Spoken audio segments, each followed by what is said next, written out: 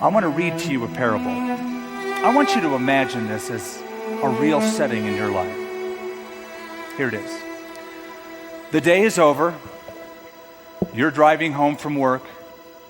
You turn on the radio and you hear a blurb about a little village in India where some villagers have died suddenly, strangely, of a flu that has never been seen before.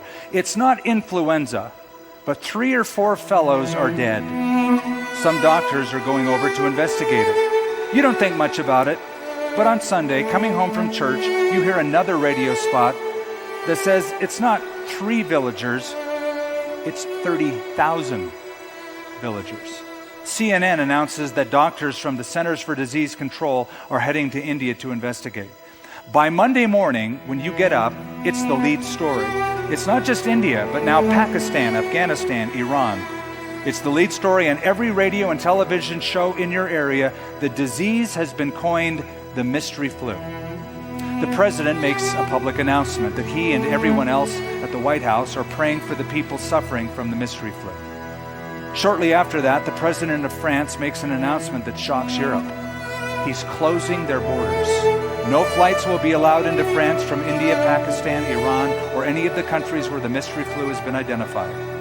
That night, you watch CNN before you go to bed.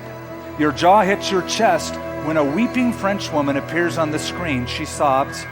There's a man lying in a hospital in Paris dying of the mystery flu.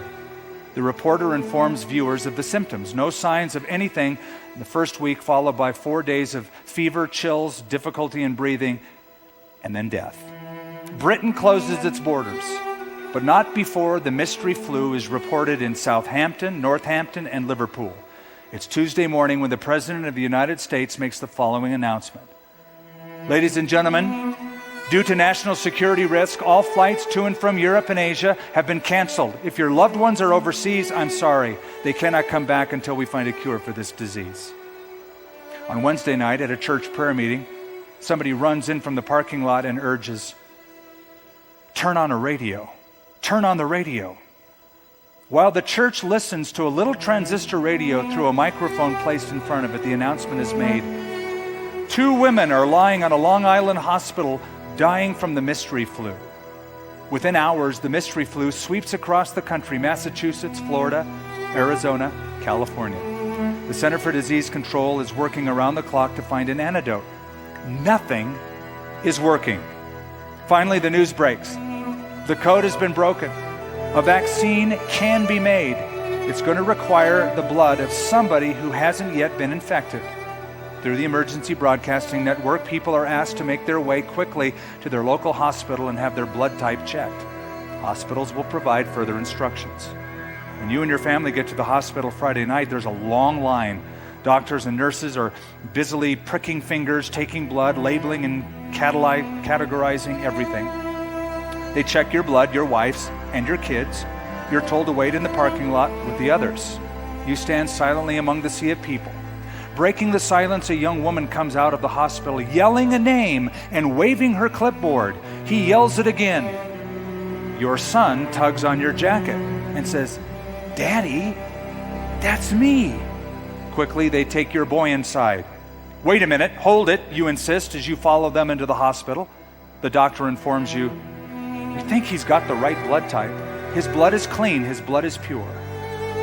5 tense minutes later, the doctors and nurses come to you crying and hugging one another. Some are even laughing. It's the first time you've seen anyone laugh in a week.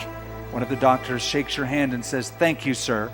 Your son's blood type is perfect. It's clean, it's pure, and we can make the vaccine.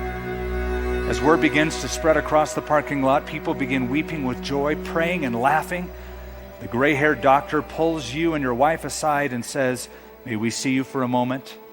We didn't realize that the donor would be a minor, and we need you to sign a consent form.